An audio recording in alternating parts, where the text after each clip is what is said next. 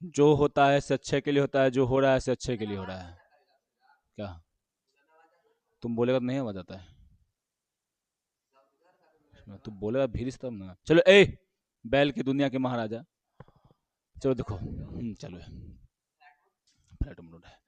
चलिए तो आज हम लोग एक बार फिर से बिहार बोर्ड इंटर परीक्षा 2027 के लिए बायोलॉजी में मानव जनन तंत्र है ना, यानी लेक्चर नंबर 3 में, ठीक है। हम लोग आज देखें क्या जी, पहले हम लोग पढ़ चुके हैं जनन क्या होता है, मानव जनन तंत्र क्या होता है ना। फिर पुरुष में पढ़े थे कि पुरुष में जनन तंत्र कैसा होता है, और आज इसी में फिर से हम थोड़ा सा आप लोग को रिवीजन कराते हम सीधे निकल जाएंगे आगे, समझे?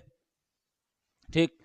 देखिए, अभी आज नहीं कल क्या हो जाएगा, पुरुष जनन अंग जो है पूरी तरह से हम इसको समाप्त कर देंगे। आज ही समाप्त हो जाता है, लेकिन थोड़ा सा टाइम न होने के कारण थोड़ा सा हमसे नहीं लिखा है, तो नहीं कुछ बच्चे लोग में, समझे ना। देखो, पहले हम पढ़ाए थे कि यह जो होता है पुरुष जनन अंग जो होता है कहाँ होता है जी, पैल्विक्स रीजन में होता है। पैल्विक रीजन किसको बोलते हैं, तो इस रीजन को बोलते हैं पैल्विक रीजन, ठीक है। बताए थे कि इस रीजन को क्या बोलते हैं, थॉरिक्स कैविटी, इसको बोलते हैं एब्डोमिनल, इसको बोलते हैं पैल्विक रीजन, ठीक है। थॉरिक्स मतलब क्या है जी छोटू, इसको बोलते हैं वक्ष गुहा, उदर गुहा और श्रोणी गुहा, समझे। श्रोणी गुहा में क्या होता है जी, जनन अंग होता है। तो आप लोग बढ़िया से वाला जानते हैं, इसमें कोई आप लोगों को दिक्कत की बातें नहीं होगी, है ना। आप लोग ये भी जानते हैं कि यहाँ पे पुरुष में जो फर्स्ट यानी पहला जो होता है जनन अंग कौन होता है जी, वृष्ण हो जाता है, प्रथम होता है वृष्ण होता है ना। फिर उसके बाद आप ये भी जानते हैं कि बहुत सारे क्रम में सहायक नलिकाएं भी होती हैं, सहायक के क्रम में अंग भी होता है ना, समझे। कोई इसमें आप लोगों को दिक्कत नहीं होना चाहिए। फिर उसके बाद हम जानते हैं कि यहाँ पे बता चुके थे कि एगो वृष्ण जो होता है कहाँ पे रहता है जी, वृष्ण कोश में रहता है ना। ये दो गो रहता है, वृष्ण जो होता है दो गो अंडाकार होता है, कैसा होता है जी, अंडाकार। ये सब हम बता चुके हैं, है ना। एक बार हल्का सा रिवीजन करते हुए हम लोग आगे में बढ़ रहे हैं, है ना।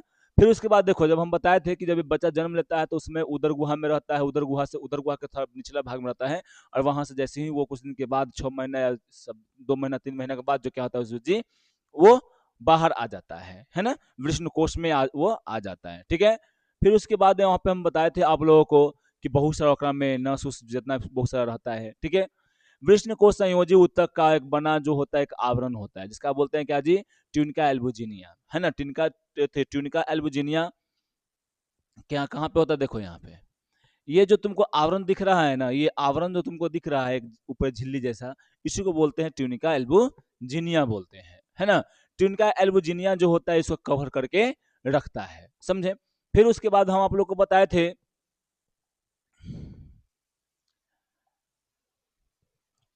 यही पे था ना, ट्यूनिका एल्बुजिनिया वृष्ण के अंदर कई मतलब सेप्टम को बनाता है, समझे। फिर उसके बाद प्रत्येक वृष्ण पालिका, इसके अंदर में क्या होता है जी, वृष्ण के अंदर में वृष्ण पालिका होता है। हमने बताया थे आप लोग को कि वृष्ण पालिका जो होता है कैसा होता है जी, वृष्ण पालिका कितने होते हैं हमारे वृष्ण में, दो मारेंगे, वृष्ण पालिका पूछ रहे हैं, तो एक एक वृष्ण में कितना होता है जी, 250, तो दो वृष्ण में कितना होगा, 500 हो जाएगा, समझे। तो इसको भी आप लोग जानने की कोशिश कीजिए और अच्छा से याद रखिए, है ना। ये केवल 1 से 3 कुंडली शुक्राणु जनन नलिका में होता है, मतलब देखो यहाँ पे इसको बोलते हैं। फिर इसके अंदर में क्या होता है, शुक्राणु जनन नलिका होता है। शुक्राणु जनन नलिका करने हैं जी, यहाँ पर दिखाते हैं आप लोगों को हम, ये देखिए, ये जो होता है ये क्या होता है जी, पालिका होता है ना, वृष्ण पालिका। एक में कितना रहता है जी, यहाँ से वो पूरा लेके 250 में रहता है ना। एकरा में जो खंड होता है ऐसे करके लगभग 3 गो होता है, और ये ऐसे टेढ़ा मेरा ऐसे करके रहता है, लगभग ये एक से लेके 3 गो, एगो से लेके 3 गो होता है, 2 गो हो सकता है, 3 गो हो सकता है ना। 1 से 3 कहने का मतलब उतना होता है, ठीक। तो आप जानते हैं कि कौन होता है जी, इसको बोलते हैं हम लोग बोलते हैं शुक्राणु जनन नलिका, यानी सेमिनिफेरस ट्यूब्यूल्स कहते हैं। अब हम जानते हैं कि सेमिनिफेरस ट्यूब्यूल्स में क्या होता है जी, बनता है ना, वृष्ण शुक्राणु का निर्माण होता है। अब उसके बाद हमें ये सब आप लोग को बता दिए थे, इसमें कोई आप लोग को दिक्कत नहीं है। इंग्लिश में याद रखिएगा, स्कोटम का क्या नाम है जी, सॉरी, वृष्ण कोश का नाम है स्कोटम, है ना। अब ये भी बता दिए थे कि वृष्ण का जो टेम्परेचर होता है वो कितना रहता है, कम जी, शरीर से 2 से या 2.5 कम रहता है ना, या 2.25 से कम रहता है, ये सभी आप लोग जानते हैं बढ़िया से। एक वयस्क आदमी में वृष्ण का जो लंबाई होता है वो 4 सेंटीमीटर से 5 सेंटीमीटर होता है, चौड़ाई जो होता है वो कितना होता है जी, 2 से 3 सेंटीमीटर होता है। हम बता दिए थे यहाँ पे कि वृष्ण में प्रत्येक पालिका जो होता है वो कितना होता है यहाँ पर जी, 250 होता है, दोनों मिला के 500 होता है। हम उसके बाद बताए थे आप लोगों को हर्निया के बारे में बताए थे, है ना, हर्निया के बारे में बताए थे। और हर्निया क्या होता है जी, एगो रोग है ना। फिर हम लोग एक और बताए थे क्या जी, यहाँ पे हाइड्रोसील बताए थे, हाइड्रोसील। तो ये हम लोग प्रयोग करते हैं किसी और भाषा में, लेकिन ये क्या है कि एक रोग है, ये क्या है जी, एक रोग है। हाइड्रोसील क्या है, एक रोग होता है जिसमें क्या होता है, वृष्ण कोश में पानी उतर आता है। हाइड्रो मतलब पानी होता है ना, उसमें क्या होता है जी, पानी उतर आता है, उसी को हम लोग क्या बोलते हैं, हाइड्रोसील बोलते हैं, है ना। हर्निया में आंत उतर आता है ना, आंत जो होता है छोटी या बड़ी आंत जो होता है, इसमें से हल्का सा क्या होता है जी, वृष्ण यानी वृष्ण कोश में आ जाता है, इसको बोलते हैं हर्निया, है ना। इस सबको किससे खत्म किया जाता है जी, शल्य चिकित्सक। शल्य चिकित्सक मतलब क्या, कि यहाँ पर इसको जो है वो ऑपरेशन ऑपरेशन करके इसको हम लोग ठीक कर सकते हैं, समझे। ये आप लोग को हम अच्छा से बता चुके थे, इसमें कोई दिक्कत आप लोगों को नहीं होना चाहिए था, ये भारतीय भवन के अनुसार था। ये टेम्परेचर के कहाँ पर दिया गया है जी, ये भारतीय भवन में दिया गया है आप लोगों को, है ना। एनसीईआरटी में कितना है जी, 2 से 2.5 तक ही है, इसको आप लोग अच्छा से याद रखिएगा। ये भी हम बताए थे कि ट्विनका एल्बुजिनिया जो होता है, यहाँ पे वृष्ण में तो होता ही है, वहां पे पेनिस में भी होता है, समझे, एक प्रकार का उत्तक है, समझे ना, कोई यहाँ पर दिक्कत नहीं ना। अब देखो, शुक्र जनन नलिका वृष्ण में स्थित अति कुंडलित सूक्ष्म नलिका है, जो क्या करता है जी, पुरुष प्रजनन नलिका में शुक्राणु को उत्पादन करने में निर्माण करता है। ये जो तुमको नलिका दिख रहा है, सेमिनिफेरस ट्यूब्यूल्स जो तुमको दिख रहा है, इसी में क्या होता है, अंदर में जी शुक्राणु का निर्माण होता है, इतना आप लोग बढ़िया से जानते हैं। फिर उसके बाद देखिए कि यहाँ पर इसके अंदर में जैसे शुक्र जनन नलिका के अंदर में जाते हैं, नलिका के अंदर में जाते हैं, तो वहां पे 2 गो सेल मिलता है। कितने सेल मिलता है जी, 2 गो सेल मिलता है ना। जैसे में हम लोग यहाँ पे फिगर पर के दिखते हैं,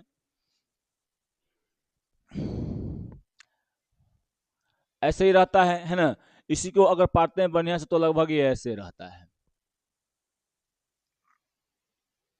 ठीक, ऐसे रहता है ना। इसके अंदर में 2 गो सेल होता है, क्या गो सेल होता है जी, 2 गो सेल होता है ना, 2 गो। पियरका को मान लो क्या, जर्म सेल मान लो, जर्म कोशिका, नर जर्म कोशिका, है ना। इसको तुम क्या मान लो जी, हाँ, सर्टोलिक, सर्टोलिक, है ना। सर्टोलिक कैसे लिखा था ना, ऊपर लगता है, अच्छा चलो ऊपर लगाते हैं, सर्टोलिक कोशिका, है ना, कोशिका, जानते हैं इसको आप। अब यहीं पे क्या होता है कि ये जर्म सेल क्या करता है जी, ये जर्म सेल में क्या हो, कौन सा विभाजन होता है, अर्धसूत्री। यहाँ पे क्या कौन सा विभाजन होगा जी, अर्धसूत्री विभाजन होगा, विभाजन होगा। और क्या बनेगा जी, यहाँ पे शुक्राणु का निर्माण होता है, शुक्राणु का निर्माण होता है। अब जाने कि शुक्राणु का निर्माण की कौन से कोशिका से होता है जी, जर्म कोशिका। तो सर्टोली सेल क्या करेगा, हाँ, तो यहाँ पे याद रखना कि सर्टोली सेल जो होता है,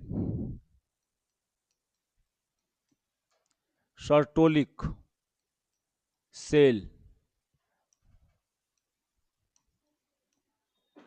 सर्टोलिक ना होता है, सर्टोली, सर्टोलिक, तो इतने पे छोड़ दे इसको।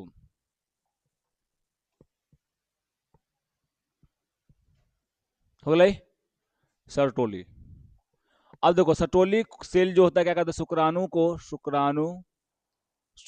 को क्या करता है जी, पोषण प्रदान करने का काम करता है, पोषण प्रदान करता है, पोषण प्रदान करता है। ये आप बखूबी जानते हैं, आप लोग को पढ़ाया हुआ है, इसमें कोई आप लोग को दिक्कत नहीं ना छोटी। तो ये आप लोग याद रखिएगा, ये क्वेश्चन पूछेगा, समझे ना, कि कौन पोषण प्रदान करता है और कौन क्या करता है जी, वो जन्म करता है शुक्राणु को, समझे। यहाँ पर देखिए बता चुके हैं सब हम आप लोग को, इसमें आप लोगों को दिक्कत नहीं होनी चाहिए। अब देखिए जैसे मैं यहाँ पर आप देखिएगा, तो यहाँ पर ये क्या होता है जी, ये ऐसे ऐसे फिगर होता है, मतलब ये क्या है, एनसीईआरटी का एक फिगर है जिसमें आप लोग को दिखाता है कि शुक्राणु का निर्माण कैसे होता है। फिर एक दिल होता है कि लाल लाल जो है उसको बोलते हैं अंतर राली कोशिकाएं बोलते हैं। इसमें क्या क्या होता है, वो कोशिका होता है, इसका नाम है लीडिंग कोशिका। क्या नाम है जी, लीडिंग कोशिका। और वो लीडिंग कोशिका क्या करता है, वो हार्मोन निकलवाता है, जिसको बोलते हैं क्या, टेस्टोस्टेरोन हार्मोन। क्या बोलते हैं उसको जी, टेस्टोस्टेरोन हार्मोन। और टेस्टोस्टेरोन हार्मोन ही जो है वो क्या करता है बताओ, टेस्टोस्टेरोन हार्मोन है वही शुक्राणु को बनाने में मदद करता है, समझे। और मेल को स्टिमुलेट करता है, उत्तेजित करता है, समझे। तो ये आप लोग यहाँ पर याद रखने की कोशिश कीजिए, कोशिश मत कीजिए, याद रखिए, है ना। समझ में आया यहाँ पे, बताओ। देखो उसको क्या बोलते हैं जी, अंतराली अवकाश, या इंग्लिश में बोलते हैं पिथिशियल स्पेस, है ना। हाँ, इंटरस्टिशियल यानी स्टिशियल बोलते हैं इसको, से स्पेस बोलते हैं। ये छोटा छोटा रहता है, यहाँ पे कोशिकाएं रहता है ना। इसको बोलते हैं, इस कोशिका को बोलते हैं यानी अंतरावली अवकाश में अंतराली क्या है जी, कोशिका रहता है। और इस कोशिका में क्या रहता है, इस कोशिका को हम लोग बोलते हैं क्या, लीडिंग कोशिका बोलते हैं। यही लीडिंग कोशिका जो होता है मेल में एंड्रोजेन ब्रिज ने, एंड्रोजेन क्या करता है, अच्छा हम उल्टी वहां बोल दिए, टेस्टोस्टेरोन बोल दिए थे ना, सॉरी। वहां पे टेस्ट, यहाँ पे क्या है जी, एंड्रोजेन का हमें यहाँ क्या होता है, निर्माण होता है। एंड्रोजेन क्या है, एक मेल हार्मोन है। यहाँ बार बार पूछते रहता है कि एंड्रोजन क्या है, एंड्रोजन क्या है। 10वां में तो बेचैन, 10वां क्लास में बेचैन करके रहता है कि एंड्रोजन क्या है। लेकिन जो है एगो होता है में ओस्ट्रोजिन होता है हार्मोन फीमेल में, है ना, जो कि ओवरी से निकलता है। और बार बार ये पूछता है, बार बार ये पूछता है, एंड्रोजन जो होता है उसको समझ लेता है क्या, शब्द समझता है जी, एस्ट्रोजन समझ लेता है। अब उसको जो है लेकिन मारता है क्या, androgen female hormone, female hormone. लेकिन क्या है जी, मेल हार्मोन है। कहाँ से निकलता है, तो लीडिंग कोशिका से निकलता है। लीडिंग कोशिका कहाँ रहता है, तो अंतराल अवकाश में रहता है ना। अंतराल अवकाश कहाँ रहता है जी, तो यहाँ पे सेमिनिफेरस ट्यूब्यूल्स में रहता है ना। सेमिनिफेरस ट्यूब्यूल्स कहाँ रहता है, तो वह वृष्णपालिका में होता है। वृष्णपालिका कहाँ होता है जी, तो वो वृष्ण में रहता है ना। तो यहाँ पर आप लोगों को ये याद रहना चाहिए, ठीक है। तो इतना हम आप लोग को बता चुके थे। फिर उसके बाद ये भी बता दें कि यहाँ पे कुछ सहायक नलिकाएं भी होता है, जैसे में हम आप लोग को बताए थे कि वृष्ण जालिका, है ना, या शुक्र वाहिकाएं, क्या है, वास इफ्रेंसिया, है ना। फिर इसके बाद बोले थे आप लोग की अधिवृष्ण। फिर उसके बाद आप लोग को बताए थे हम शुक्र वाहक यानी वास डिफरेंसिया बताए थे, है ना। अब यहाँ पे आप लोग देखिए, यहाँ पे आप लोग जाने कि शुक्र यानी वृष्ण नालिका, सॉरी जालिका होता है, जिसको बोलते हैं हम लोग क्या जी, यहाँ पे रेट टेस्टिस, यानी यहाँ पे बहुत सारा जाल होता है ना, नाम में है जालिका। वृष्ण के अंदर में जो जाल होता है उसको क्या बोलते हैं जी, रेटेड टेस्टिस, या रेटेड टेस्टिस बोलते हैं, चाहे यहाँ पे बोल सकते हैं वृष्ण जालिका कहते हैं, कोई दिक्कत। और यहाँ पर देखो वृष्ण जालिका में, वृष्ण जालिका के बाद जो होता है, एक होता है शुक्र वाहिका यानी वास इफ्रेंटिया होता है। ये क्या काम करता है ना, कि वहां पे वृष्ण जालिका से वृष्ण जालिका से अधिवृष्ण में, यानी अधिवृष्ण में ये शुक्राणु को पहुंचाने का काम करता है। और शुक्राणु जो होता है अधिवृष्ण में रहता है, और वहां पर रहकर क्या करता है, जो वहां पोषण ग्रहण करता है, समझी। ये लगभग जो है वो 30 या 35 दिन, लगभग 20 या 25 या 35 दिन तक वो रहता है। ऐसे तुमको डाटा दे रहता है कि 20 से 30 दिन या 25 से 30 दिन, उसमें नहीं है ना, 25 से 30 दिन रहता है, समझे। और पूरी तरह से अगर शुक्राणु का निर्माण करने का बात करें तो उसका टाइम कितना लगता है जी, लगभग 72 दिन लगता है, लगभग, समझे। 70 से 72 दिन तक ये लगता है, कहीं कहीं पे 74 भी रहता है, समझे। तो यहाँ पर क्लियर है, ठीक। तो यहाँ पर याद रखिएगा, तो आपसे पूछ दिया, बताओ शुक्राणु का निर्माण होने में कितना समय लगता है पूर्णतः? तो 72 से 74 दिन बोल सकता है, चाहे बोल सकता है कि 70 से 74 दिन तुम बोल सकते हो। इपिड यानी अधिवृष्ण में यानी इपिडिडिमिस में कितने दिनों तक वो रहता है? तो यहाँ बोलना है 25 से 30 दिन बोल देना है, समझे? बता, इपिडिडिमिस यानी अधिवृष्ण में वो काम क्या करता है जी? अधिवृष्ण में वो रहता है, तो अधिवृष्ण क्या काम करता है? तो उसको पोषण देता है। किसको देता है? शुक्राणु को पोषण देता है। पोषण देके उसको परिपक्व करता है। परिपक्व का मतलब क्या छोटी?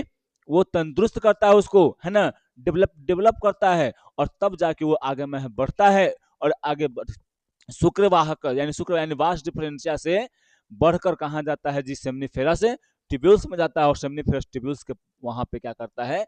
इकट्ठा होता है। और वहां से आप लोग को बतावे किए हैं कि वहां से प्रोस्टेट ग्लैंड से कुछ प्रोटीन ये सब निकल के आता है और मिल जाता है, और वीर्य का निर्माण करता है। ये आप लोग को हम अच्छी तरह से बता चुके हैं, समझे? कोई दिक्कत? अब उसके बाद यहाँ पे चलते हैं हम लोग। तो ये सब हम आप लोग को अभी यहाँ बता चुके हैं। चलिए फिर यहाँ पे हम देखिए, हाँ वो इटाली था, क्या था? इटली था, क्या था जी?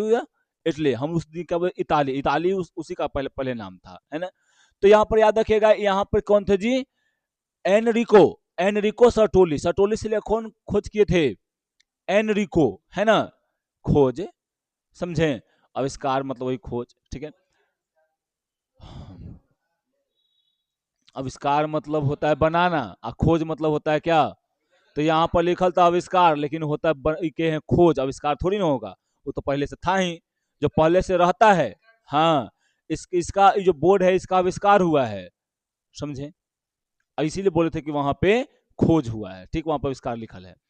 अब यहाँ पर देखिए, लीडिंग कोशिका का, तो लीडिंग कोशिका का एक जर्मन वैज्ञानिक थे, क्या नाम था जी? लाइडिंग फ्रांज वॉन लॉ, है ना? नाम में तब गजब सबका नामों रहता है। लाइडिंग फ्रांज लॉ वॉन लॉ का लॉ, है ना? ठीक। तो यहाँ पर क्या होता है कि लीडिंग, है ना? तो यहाँ पर इसी ने लीडिंग, इन्हीं के नाम पर क्या रख दिया गया है जी? लीडिंग सेल नाम रख दिया गया। बताओ, उसका नाम हम दूसरा नहीं रख सकते थे? आराम से रख सकते थे, ठीक? हाँ, उस पर नाम, उसका नाम रखते थे नीरज कि बिपिन सेल, ठीक ना? सबसे वहां पे नाम रखते थे आकाश सेल, निधि सेल। हाँ, बताना, ठीक, राज की बात है। इन हार्मोन द्वारा नर हार्मोन एंड्रोजन स्रावित होता है। बतावे कि है कि इन कोशिकाओं द्वारा क्या होता है जी? नर हार्मोन, क्या बोल दिए वहां पे? इन हार्मोन, अच्छा ऐसे बोल देते, ठीक। याद रखिएगा, यानी यहाँ पे क्या होता है जी? लीडिंग सेल के द्वारा यानी लीडिंग कोशिका के द्वारा यहाँ पर एगो नर हार्मोन होता है, जिसका नाम क्या है जी? एंड्रोजन। इसका निर्माण होता है। आपसे पूछ दिया जाए कि लीडिंग एंड्रोजन का निर्माण कहाँ होता है, तो लीडिंग कोशिका में, लीडिंग सेल में होता है, ठीक है? कोई यहाँ पर दिक्कत की बातें नहीं।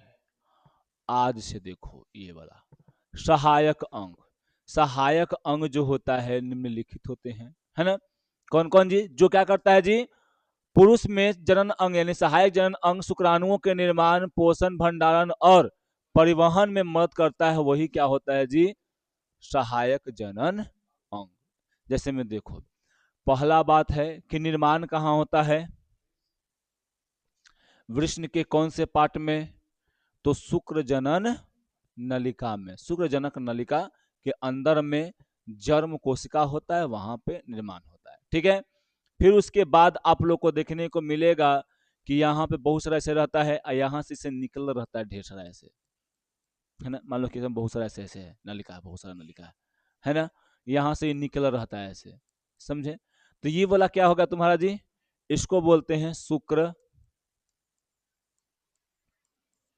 वाहिका। क्या बोलते हैं इसको? शुक्र वाहिका।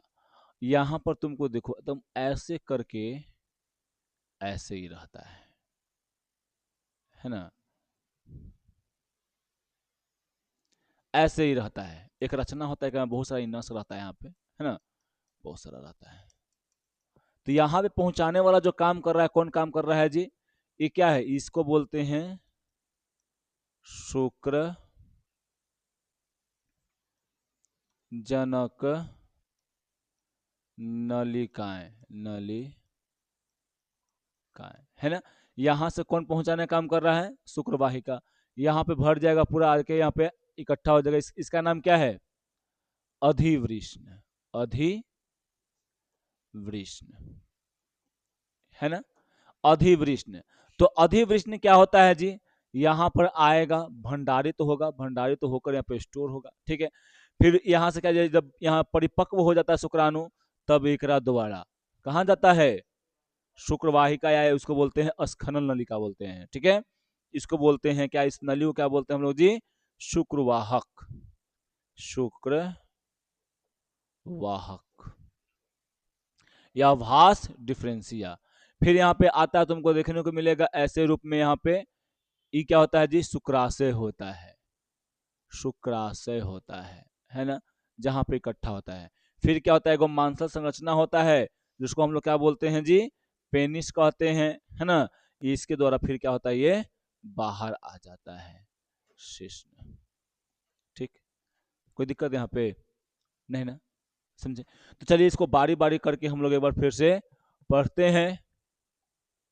देखिए, वृष्ण पुरुष जनन अंग यानी प्रणाली का प्रथम अंग है, जो अंडकोश नामक थैली में स्थित होता है, तो बता चुके हैं।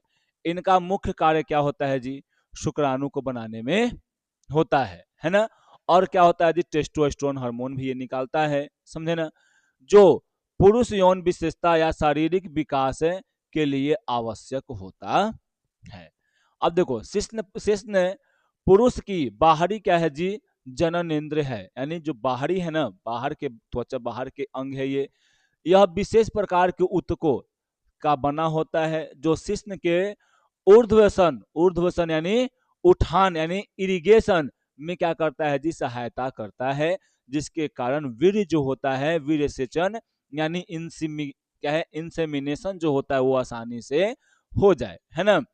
फिर उसके बाद क्या है जी, यहाँ पे शिश्न का अंतिम वर्धित यानी, जो देखो शिश्न में जो होता है वो लास्ट में एक ऐसा करके एक उभरा हुआ होता है ना। क्या होता है जी, उभरा हुआ होता है स्थान, इसको बोलते हैं हम लोग ग्लांस कहते हैं, या यानी पेनिस का ग्लांस कहते हैं, समझे ना।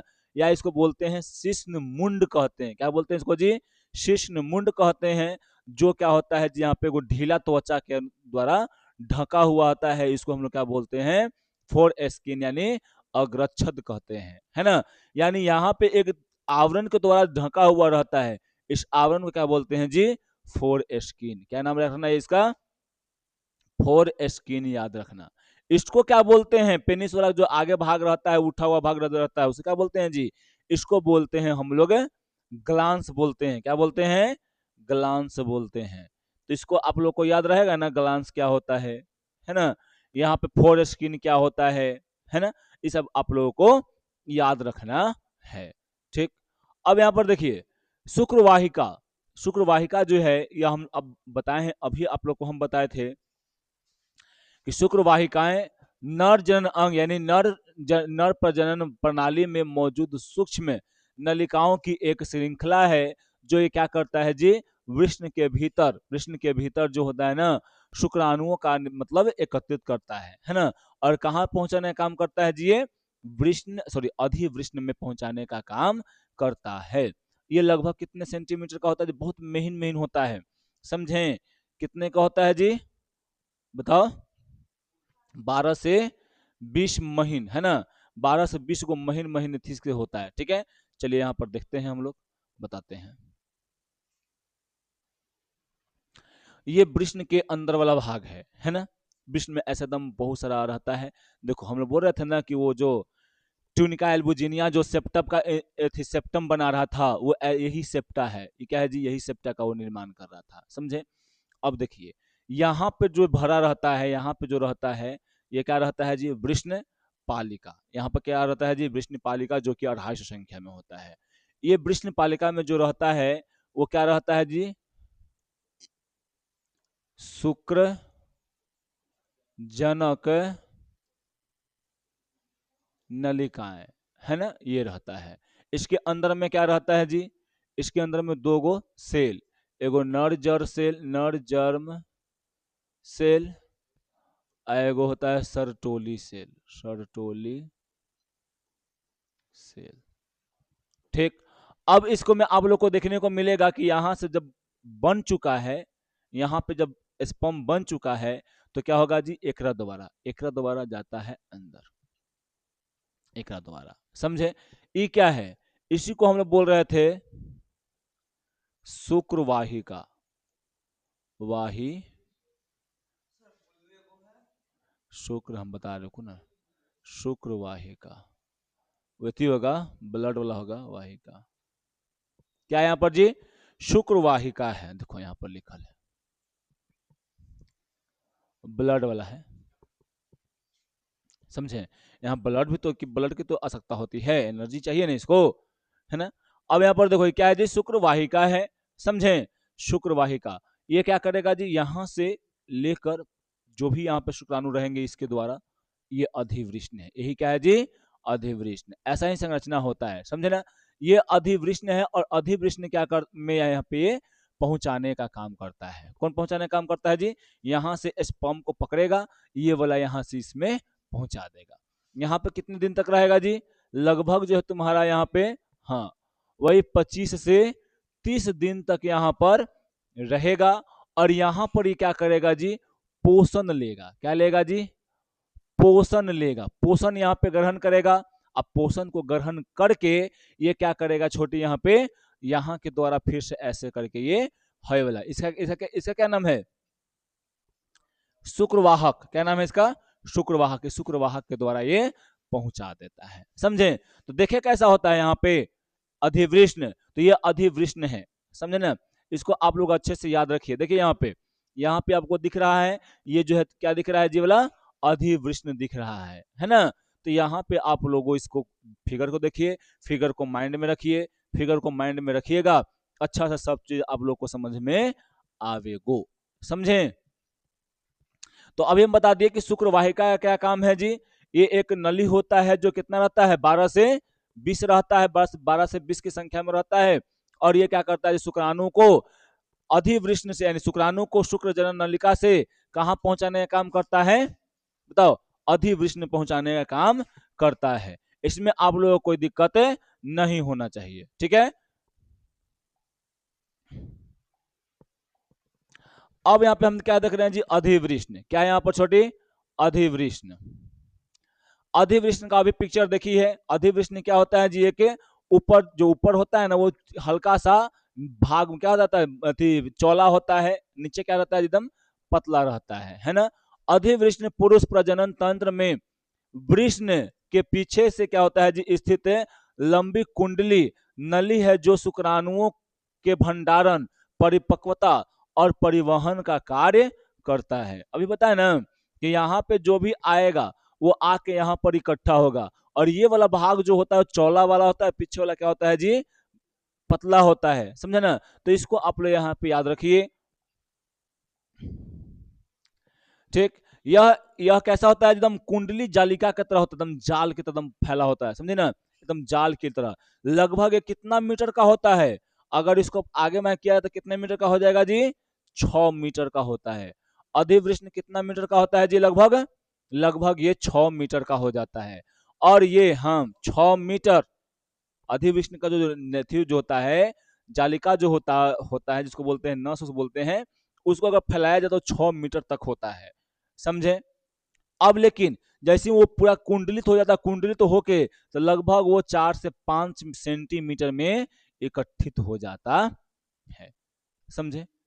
ठीक, कैसे है कि बड़ी आंत है, कितना होता है, छोटी आंत है 6 से 7 होता है, यानी एनसीईआरटी के अनुसार जाए तो कितना होता है जी, 7.5 मीटर का होता है। तो क्या है, लेकिन इतने को में है नहीं इकट्ठा, तो बोलो कि ये इतना बड़ा है, इसमें इकट्ठा हो गया, लेकिन वो बहुत क्या है जी, छोटा है, वहां पे 6 मीटर है ना। तो वो क्या करता है, वो पूरा एकदम कुंडलित रहता है, एकदम पूरा एकदम घिरा घिरा रहता है, समझी। एक में देखो, एक में मुख्यतः 3 गो भाग रहता है, सिर, शरीर और पूछ। देखो यहाँ पर सिर, शरीर, पूछ तुमको दिख रहा होगा। यहाँ पर देखो, हई वाला जो आगे वाला भाग होता है, इसको बोलते हैं सिर। क्या बोलते हैं इसको, सिर। और ये वाला जो भाग रहता है, इस भाग को क्या कहते हैं जी, शरीर, शरीर है ना।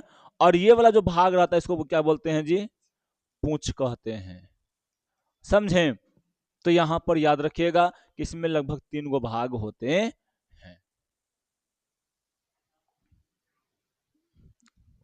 अब देखो, अधिवृष्ण में क्या होता है छोटे, यहाँ पे शुक्राणु को परिपक्व होने में कितना दिन जी, 20 से 30 दिन। अभी बताते या कहीं कहीं पे तुमको लिखल मिलेगा 25 से 30 दिन तक, है ना। अब देखो, शुक्राणु एक शुक्राणु को पूरी तरह से परिपक्व होने में कितना जी, 70 से 74 दिन तक यहाँ पे लगता है। समझें? कितना दिन लगता है जी, 70 से लेके 74 दिन तक लगता है। समझे? तो इसको आप लोग बढ़िया से याद रखिएगा। ठीक, आज के लिए इतना ही नहीं, थोड़ा सा और बताना है यहाँ पे भी फिगर से। हाँ, खत्म हो गया।